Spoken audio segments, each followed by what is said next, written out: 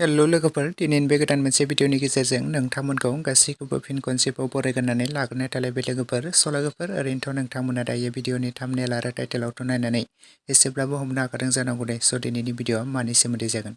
लोगोफोर, नोंथांमोनाथ' भिडिअनि थाम्बनेलाव नुखादों जानांगौ बे भिडिअ मानि सायाव जागोन आरो बे फुल मुभियाव गाहायै सोर सोर फाव खालामनायखौ नुनो मोनगोन आरो बे फुल मुभिखौ माब्ला नुनो मोनगोन नोंथांमोना भिडिअनि सायाव आबुङै मिथिनो थाखाय स्किप खालामाजासे जोबजासे नायलां लोगोफोर सोर फिल्म प्रडाक्शन बेनारनिफ्राय दिहुनजानाय मोनसे गोदानै मिशेल मोसाहारिजों डाइरेक्सन होनायाव दिहुनजानाय मोनसे गोदानै आबुं बर' सावथुन।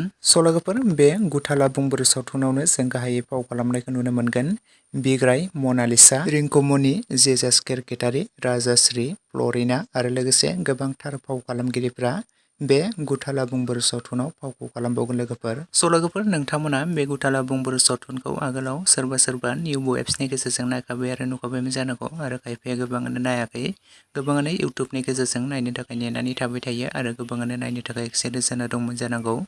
लोगोफोर, बे गुथाल आबुं बर' सावथुनखौ दाखालिसो रिंसार ब्रह्म चेनेलाव रिलिज खालामनानै होबाय लोगोफोर। नोंथांमोना जुदि दासिमाव पार्ट 1खौ नायालासिनो थादोंब्ला बयबो रिंसार ब्रह्म चेनेलावहाय नायहैदो लोगोफोर आरो नोंथांमोना सोर सोर नायखो आरो नायनानै माबोरै मोनखो कमेन्ट सेक्सनाव लिरना फोरमायहरदो लोगोफोर।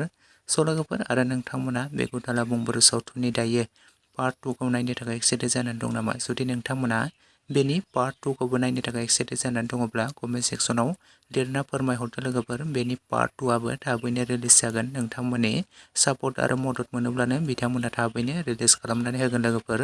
नोंथांमोना बयबो नायनो थाखाय एसे नेनानै थाथ'दो।